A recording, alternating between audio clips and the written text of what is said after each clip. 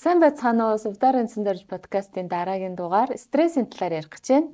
Тэгээд Америкийн эрүүл мэндийн сэтгэл судлаач Эрдэмтэн Келли Макгонигал гэж хүний стрессийн эрэг тал гэдэг энэ номыг бид өнөөдөр ярилцсанаа. Тэгээд энэ номыг тойроод стрессийн тухай стрессийг хэрхэн удирдах талаар тархиа өөрчилт төвийн багш инх нарантай өнөөдрийнхээ сэдвээр ярих гэж байна. За тэгээд подкаст тавтаа баярлалаа. За стрессийн тухай хэлээ яри. Стресс гэж яг юу юм бэ? Энэ номд юу гэж ярьсан байна? Стресс бол стрессийг тодорхойгүй нөхцөл байдлын хариу урвал бие сэтгэл зүйн үүднээс үзүүлж байгаа хариу урвал гэж ерөнхийдөө тодорхойлтын хувьд тэгээд үтсэн мэт. Тэгээ айгүй олон талаас янз янзын эрдэмтэн судлаачдын ном зохиол судалгаа зөндөө олон зүйл байдаг. Бид нэр одоо стрессийн талаар хэдийнэ ерөнхийдөө ойлголттой мэдлэгтэй болцсон байна. За энэ номны хувьд бол цоошин өнцгөөс бичигдсэн буюу стресс гэдэг зүйл маань өөрөө бидний дайсан гэдэг ойлголт бидэнд байдаг ч гэсэн тэрний эсрэг талаасаа стресс гэдэг зүйл бол хүний бие зайлшгүй хэрэгтэй зүйл юм аа. Стрессийг зөв удирдах, таньж удирдах чадах юм бол хүн амьдралдаа одоо томоохон амжилт гаргах боломжтой юм аа гэдэг ийм өнцгөр бичигдсэн ерөнхий ном байгаа. Энэ нэг чухал байгаа ч одоо бид нар чинь стресстэй үхлээ гэл те хүн болгоны амны уншлага болсон. Стресстэй байна. Стресс гэл тэгэл стрессээс болоод ингэж өвдөж जैन. Стрессээ шалтгаан тийм өвчлөл гэл байнга ярьдаг. Тэгэхээр стресс чинь за тодорхойгүй байдлаас үүсдэг юм байна. Тэгэхээр энэний сайн тал нь юу гэж болох вэ? Ер нь бол за энэ зохиолчийн маань онцлог нь болохоор өөрөө эрүүл мэндийн тусламж гэдэг ийм чиглэлээр дэлхийд дахин танигдсан хүн байгаа байхгүй юу. Тэгэхээр Стэнфорд их сургуулийн багш за эрүүл мэндийн сэтгэл судлалын эрдэмтэн доктор за тэгээд эрүүл мэндийн шинжлэх ухааны тусламж гэдэг чиглэлээр танигдсан. Энэ нь юу гэсэн үг вэ гэхээр тархи судлалын шинжлэх ухаан сэтгэл судлалын шинжлэх ухааны онол ойлголтыг хүмүүсийн одоо эрүүл мэнд сайн сайханд зориулан юм тодорхой стратеги, практик, аргачлал руу буулгадаг ийм чиглэлээр гарсан. Энэ чиглэлээр аюул олон хүмүүсийг сурталчилгаа явуулдаг. За тэг өөрийгөө хайрлах, одоо төвлөрөх, бясалгал энэ чиглэлээр хүмүүсийг аюул олон жилээр сургаж ирсэн юм хүн байгаа байхгүй. За тэгээ энэ хамгийн гол нь эрэг яагаад ингэж байгаа гэхээр түрүү хэлсэнтэй стресстэй үхлээ. Бид нар бол стресс гингууд шууд үхлээ гэдэг шүү дээ. Тэгэхээр энэ маань яасан гэхээр энэ судалгааны үр дүнгээс ч гэсэн харагдсан байгаа байхгүй. Энэ номыг бичих болсон шалтгаан гэх юм бол стрессийн энэ сөрөг үр дагавраас болоод Америкчуудын дунд одоо эрт нас баралт маш их байгаа юм байна гэдгийг нэгэн судалгаагаар өөрөө олж мэдсэн. За 30 мянган Америкчуудын дунд 8 жилийн хугацаанд үргэлжилсэн судалгаа байгаа байхгүй. Тэгэхээр тэр яасан гэхээр өнгөрсөн жил та стрессдсэн үү? За стресс хортой гэдгийг та мэдгүй гэдэг нэг ийм хоёр асуултын хамаарлын судалгаа байгаа. За тэгсэн чинь хамгийн одоо энэ зохиолч маань шоконд ормоор үр дүн гарсан юу вэ гэхээр 182 мянган хүн стрессийн улмаас эрт нас орсон. За энэ нь өөрөөр хэлбэл жилдээ 20 мянгаас дээш хүн гэсэн үг байхгүй. Тэгвэл яагаад стрессээс шалтгаалж нас баралтанд хүрэж байгаа энэ хүчин зүйл нь юу вэ гэхээр стресс хортой гэдэг ойлголт байна. Энэ итгэл үнэмшлээс. Стресс би маш их стресссэн гэдгээ мэдж байгаа, дээрэс нь стресс бол хортой гэдгээ мэдж байгаа. Ийм хүмүүс бол нас баралт өндөр. За энэ нь бол ерөөсөө маш шокийн үзүүлэлт буюу Америкийн одоо нийт одоо цагаас өмнө нас орж байгаа хүмүүсийн одоо шалтгааныг нь чагсаагаад үзэх юм бол 15-д орж байгаа байхгүй. Тэгэхээр арсны хорт хавдар за доох гэдэг ч юм уу энэ айгу одоо нийгэм даяараа хүчтэй юм бидний мэддэг маш том юм шалтгаануудаас давцсан үзүүлэлт байна. Тэгэхээр энийг уншсан зохиолч маань өөрөө шоконд орсон. Ягаад гэхээр энэ хүний айгу олон жилийн турш стресс хортой шүү гэж хүмүүст ойлгуулахын төлөө ажиллаж ирсэн бүх хүчин чармаалт нь судалгаа нь бүгдөө бараг нуруу унж байгаа байхгүй. Дэмий юм хийцэн байж тээ. Тэгэхээр хүмүүс нөгөө стрессийн талаар юм айдас бий болгоод стрессийг аюултай хортой гэдэг юм итгэл үнэмшил бий болгохын тулд хамаг амьдралаа зориулсан байсан чинь тэр нь эргээгээд хүмүүсийн нас баралтын шалтгаан болоод бүр маш өндөр тийм. Маш өндөр. Тэгээд нөгөө судлаачийн хувьд өөрөө шоконд оронгуудаа зөрчилтөө үүссэн маа. За энэ ч худлаа юм биш үү? Энд ч өрдөө хамаарлын судалгаа шүү дээ. Тэ?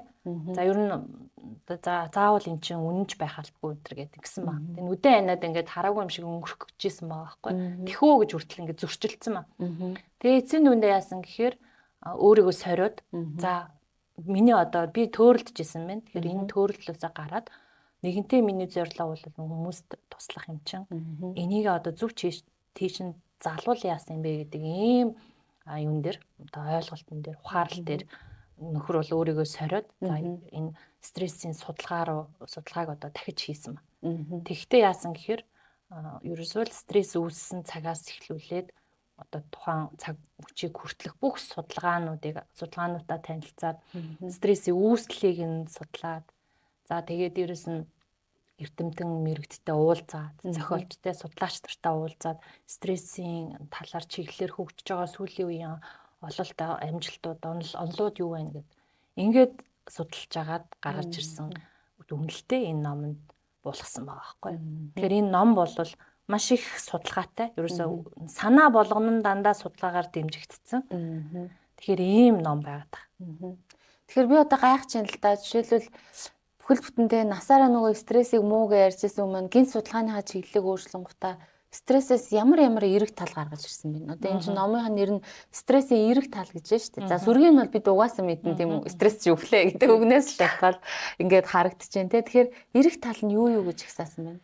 Тийм тэгэхээр нөгөө стресс гингууд чинь хүний биед тэмц цухт гэдэг ингээд стрессийн хариу үйлдэлийн зүүн үүсдэг гэж байгаа шүү дээ. Энийг бүгдөө мэдчихэж байгаа. Тэмц цухт одоо нуугт гэдэг ч юм уу те. Тэгэхээр хүн үүссэн цагаас ахуулаад одоо амь аврах хариу үйлдэл шүү дээ энэ стрессээс. Тэгэхээр амь аврах хариу үйлдэл маань одоо хөгжөөд өөр төвшөнд очиод хөгжсөн. Хүний одоо хүн өөрөө хөгжсөнтэй адилхан энэ хариу үйлдэл нь ч гэсэн хөгжсөн байгаа байхгүй. Тэгэхээр энэ стресс гэдэг маань анх 1936 онд одоо Унгарын эрдэмтэн Ханс Селле гэдэг хүний лабораторийн хархнууд дээр одоо ингээд үнэний өндөвчнөөс гаргаж авсан дааврыг шахаад туршилт хийгээд ажилт хийж явах явцад нөгөө хархнууд маань шууд ингээд тархлын систем нь унаад биеийн өвдөөд шууд ингээд үхэлд хүргээдсэн байгаа байхгүй. За энэ ажиглалтаас ерөнхийдөө анх стресс гэдэг зүйл маань гарч ирсэн ба.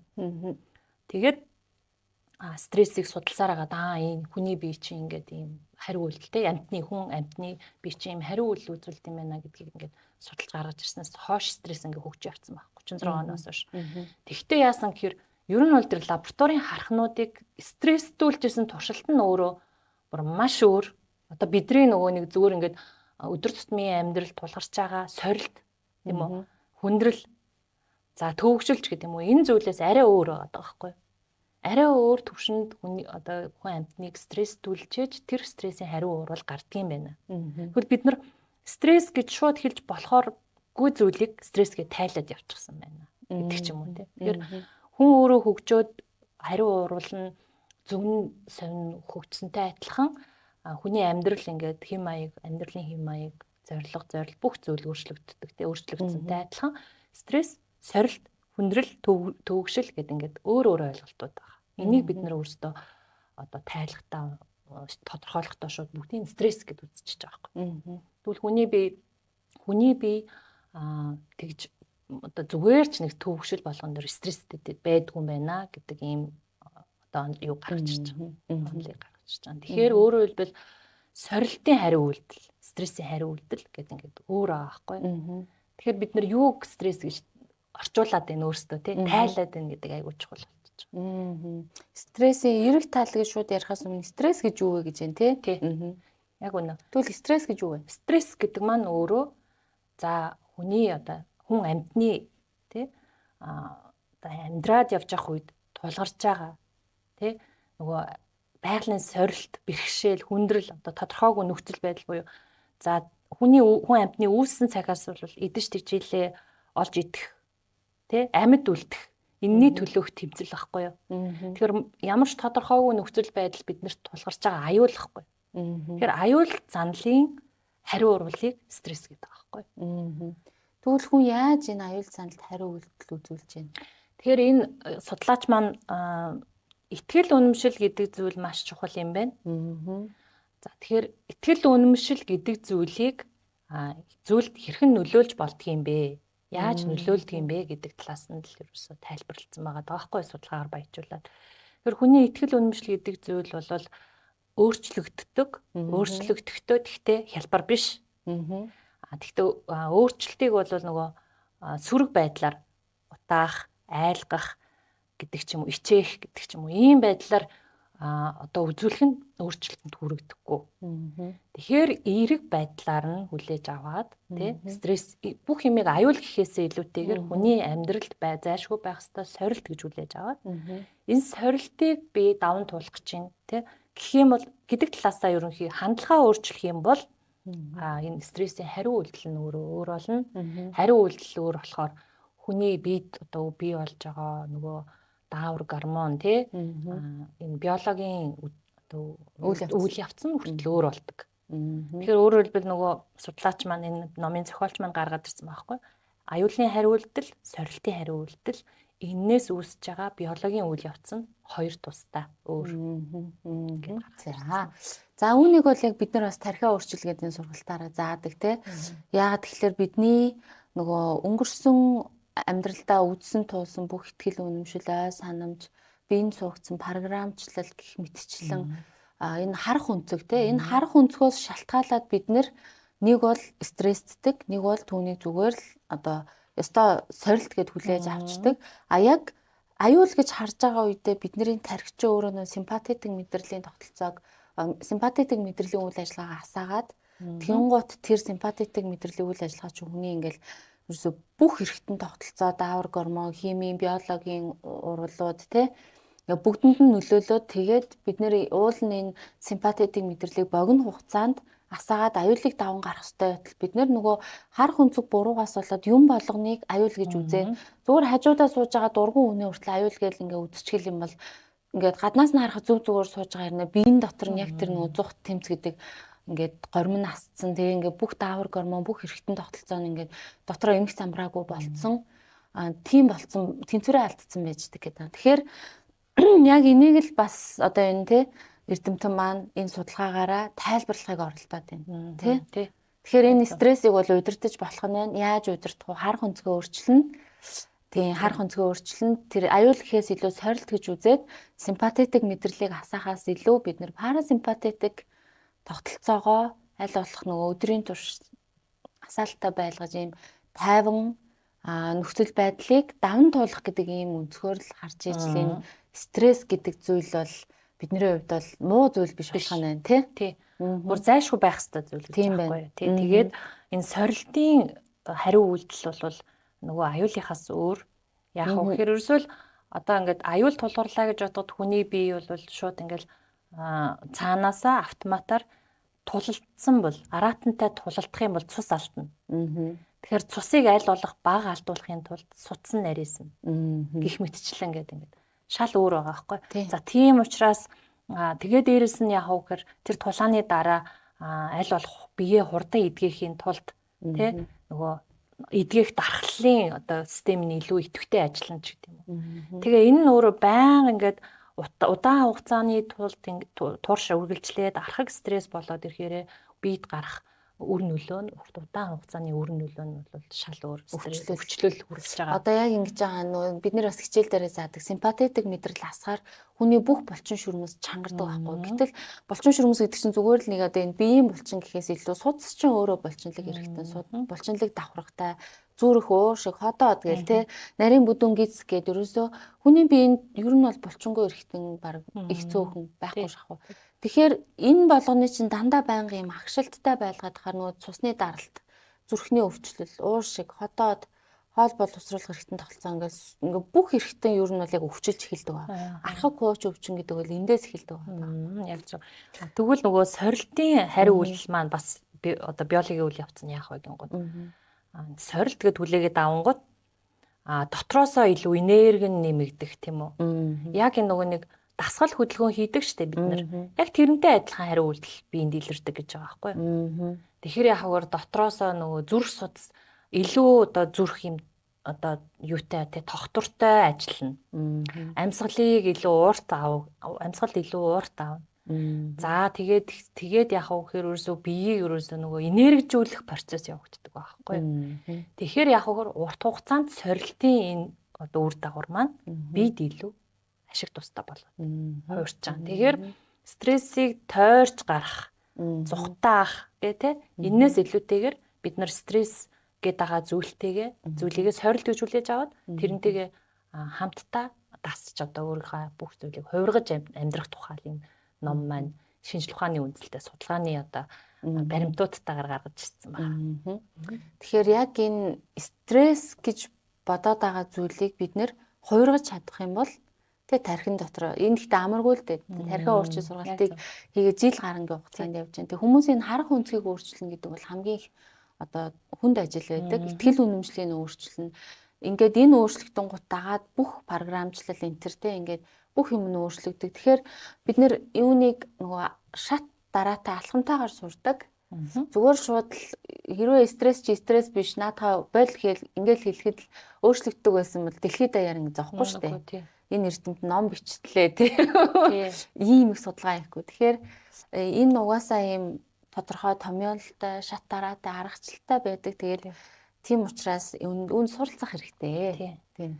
Тэгээд нөгөө айлгах, ичээх тийм тэр аргыг бол эрдэмтэд айгүй олон жил хийсэн. Жишээлбэл тамхины сурчлагаан дээр нөгөө тамхи татвал юм гээл одоо нөгөө яг нөгөө хор тавдар тусцсан уушигны зураг байгаад тэгээд тэр нь баг 2 дахин нэмэгдүүлдэг гэж аахгүй тарих тамхи худалдаж авах сэдлийг. Тэгэхээр бүр уруу нөлөөлчдөг. Тэгэхээр ямар ч лсэн аргачлал бол бас биш юм байна. Айлгаад ах нь биш юм байна. Илүү бодиттой мэдээллийг өгөөд ойлгуулад тэгээд тэрийгэ аргалж болох юм байна. Цаашдаа бид нэр ерөөсө хүний амьдрал бол стресстэйгээр л зэрэгцэн амьдрахаас өөр арга байхгүй. Тийм. Тэгэхээр энийгээ өөрөө нөгөө нэг стресс болох уу, сорил болох уу гэдэг хүн өөрөө бас ингэ шийдээд явах боломжтой гэдэг л энийг хүмүүст ойлгуулах гэдэг. Тарих бол нөгөө нейро пластицити гэж тарих судлалын шинжлэх ухааны өгөөд байгаа хгүй. Тэр нь юу гэсэн үг гэхээр хүн хэдэн ч насандаа ямар ч нас хүүстэй ямар ч хүн байсан тархиных нь эргэлт холболт салаад нийлээд өөрчлөгдөж болдог буюу тархины эргэлт холболт салж нийлнэ гэдэг чинь өөрөө харах өнцөг, итгэл үнэмшил, бодол, мэдрэмж, програмчлал бүх юм өөрчлөгдөн гэсэн үг байхгүй. Тэгэхээр хүн бол хэдэн насандаа тархиа өөрчилж болно, итгэл үнэмшлээ өөрчилж болно, харах өнцгөө өөрчилж болно. Тэгэхээр үүнийг хамгийн гол нь үе шат дараатай хийх хэрэгтэй. Яагаад тэгэхээр бидний маш олон жилээр магадгүй насан туршдаа итгэж үнэмшсэн тэр итгэл үнэмшил чинь маш гүн бат эргэлт холболт болоод тархин суудсан байгаа. Тэгэхээр түүнийг салгаад өөр эргэлт холболт үүсгэхийн тулд энд нэг арга техник, шат дараа бас нэг гарын авлага, зөв мэдээлэл, дадал, зуршил хэрэгтэй байдаг учраас бид өнөөдөр энэ стрессийг хэрхэн хувиргах гэдэг тал дээр бол ингээд мэдээлэл өгж байгаа. За тэгээд манай тархиа өөрчлөлт төв бас стрессийг удирдах стресс менежмент гэх сургалт байгууллагуудад зориулаад хийх гэж байгаа. Тэгэхээр тэр сургалтын талаар мэдээлэл өгөөч. За хүн бол нийгмийн амьтан, нийгмийн харилцаанд орох явцад тодорхойгүй нөхцөл байдал, ажилтай холбоотой, хувийн амьдралтай холбоотой тийм тодорхойгүй нөхцөл байдал үүсээд тэрийг одоо стресс гээд эсвэл сорилт гээд хүлээж авсан хэсгээс шалтгаалаад хүн одоо юм тийм нөлөөлж идэг. Тэгвэл ерөөсөө энэ нөгөө бид нар энэ стрессийг зөв удирдах нь хүний одоо амьдралыг аз жаргалтай, за тэгээд зоригтой, хүсэл тэмүүлэлтэй ийм болгох ийм ач холбогдолтой гэж үзэж байгаа. Тэгээд одоо сүүлийн үед бүгдээрээ мэдж байгаа дэлхийн нийтээрээ ковидын дараа нөгөө ажлаас халшрах хам шинж үүссэн гэл тэ. За ажлын байран дээрх одоо сэтгэл зүй хэцүү байна. Ажлаас гарах одоо ажил хийх сонирхолтой хүн алгаа гэдэг ч юм уу тий. Хүний нөөцийн хомсолтой байна гэдэг. Энэ маань өөрөө яаж юм хэр бас л ерөөсөө л энэ хувь хүн болгон дээрээс нь ажлын байран дээрээ бүгдээ энэ стресс дүртсэн, сэтгэл готролд орцсон тий. Энтэй холбоотой байгаа даа. Тэгэхээр энийг бид нэр хүнд одоо яг нөгөө стрессийг нь сорилт гэж өөрөөр хэлбэл сэтгэлгээг нь өөрчлөх замаар тий бүлгийн одоо үйл ажиллагаа хийх замаар за тэгээд богино хугацаанд үр дүнтэй сургалт зохион байгуулад за тэгээд ажлын байран дээр нь сургалт зохион байгуулах замаар ингээд анги хамт олныг тийм үү ажлын хамт олныг ингээд хоорондоо нэг одоо хамт олон цул болгохын төлөө тий дээрэс нь өөрийнхөө сэтгэл зүйг сэтгэл одоо хөдлөлийг удирдах за энэ стрессийнхаа хариу үйлдэлийг удирдах юм ур чадварт бас сургах ийм ач холбогдолтой сургалт байгаа. За тэгэхээр энэ сургалтыг бол бид нэр байгууллагууд дээр хийхдээ яг тодорхой хугацаатай, гарын авлагатай, аргачлалтай. За тэгээд нөгөө нэг аргачлал нь юу ахын гэхээр мэдээж амьсгалын техник, бясалгал. За тэгээд дээрэс нэмээд бичиж тэмдэглэх гарын авлага хоорондоо уулзах, ярилцах тийм формат энтер тий цаанаасаа олон улсад одоо ингээ хүлээн зөвшөөрөгдсөн тийм аргачлалтай гарын сургалтыг зохион байгуулах гэж байгаа. Тэгээ манай тархиа өөрчлөлт төв маань энэ аргачлалыг өнгөрсөн жил гарны хугацаанд одоо хувь хүмүүс дээр ганцаарчилж ингээ нөгөө нэг ангиараа тий онлайнаар болон танхимаар ингээ хийцэн туршигдсан өөрчлөлт авчирдаг юм байна. Хүмүүсийн ихтгэл үнэмшиг өөрчлөлт болдгийм байна гэдэг ийм одоо батлагдсан аргачлалаа одоо байгууллагын төвшөнд тэгээ богино хугацаанд хэрэгжүүлэхээр одоо ингээд стресс менежмент гэдэг энэ сургалтыг хийх гэж байна. За тэгээ миний өөр асуугаагүй таны нэмж хэлмээр байгаа юм байна уу? За номныхоо талаар дахиад нэг юу ячи те эрэг талын талаар. Бид нар мэдж байгаа те стресс гингууд шууд сүргийг боддог. Тэгэхээр стресс гэдэг зүйл үүсгэхэд дагаад ядгүй гэхээр дахиад эрэг хүнд нөгөө нэг хайрын гормонууд үүсч идэм юм.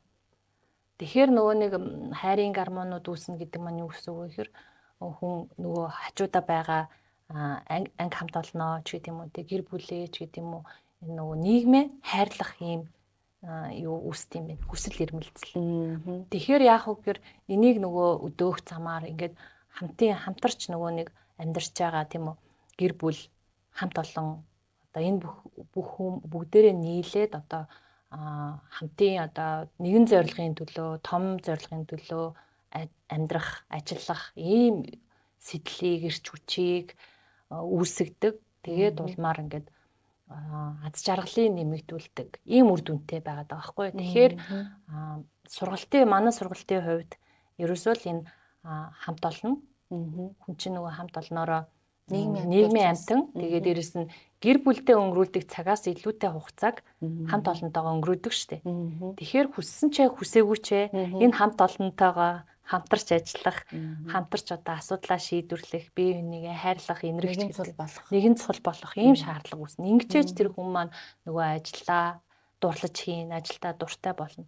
Тэгэхээр энэ чиглэл рүү нь бас энийг бас маш сайн ойлгуулах ийм ач холбогдолтой сургалт байгаа. Тэгэхээр нөгөө жилийн хугацаанд, бүтэн жилийн хугацаанд боловсруулж гаргаж ирсэн тий бас л шинжлэх ухааны судалгаа, туршилт одоо юу гэдэг юм бүх юм дээр суурилж гаргаж ирсэн учраас нэлээд практик ач холбогдолтой сургалт байгаа. Тэгээд бид бас энэ сургалтыг хийхээр болж байгаа маш их баяртай байгаа. Яагаад тэгэхээр ажлын байран дээр уучраа олохгүй зовж исэн үе надад бол маш их байдаг. Тэгэхээр яг одоо ингээд тухайн үед маань те өөрлөгөө өнгөх энэ аргачлал, өөртөө ярилцах энэ аргачлал эхлээд дотроо уучраа олох энэ аргачлалыг заагаад өгсөн байсан бол бид тухайн үедээс илүү их ингээ хамт олон дундаа маш сайхан байх байсан байх гэж боддог. Гэхдээ яг одоо бол бас ингээ ямар ч хэлсэн тархиа өөрчлөлтүүд маань үнийг гаргаж ирээд ингээ тархи судлалын болон эрүүл мэндийн шинжлэх ухааны судалгаа нотлохоон дээр энэ аргачлалыг олон түмэнд танилцуулах гэж байгаадаа маш их баяртай байгаа. Тэгээд энэ подкастын маань үзэж байгаа те цөөхөн олон хүн одоо ажилчдтай бүх байгууллагууд сонирхч байвал бидэнтэй холбоо араарай. Тэгээд энэ сургалтын талаар мэдээллийг бид нэр тархиа өөрчлөлт төв гэдэг нөгөө манай Facebook пэйж байгаа. Тэр пэйжээрээ дамжуулаад өгнө. За дээрэс нь нэмээд сошиал сувгуудаараа, YouTube сувгаараа, Facebook-ийн группээр дамжуулаад бас та бүхэнд өгнө. Тэгээд манай сургалтыг сонирхож байгаа бол манай энэ подкаст таалагдсан бол лайк, шеэр, subscribe дараарай. Тэгээд сургалтаараа уулзъя. Дараагийнхаа өөр шинэ подкастаар уулзъя. За танд ингээд тэгээ энэ сайхан номыг уншиж манай суралцагч нарт мэдээлэл өгөхөөр цаг зав гаргаж хүч хөдөлмөрөө гаргасанд баярлалаа. Баярлалаа. За баяртай.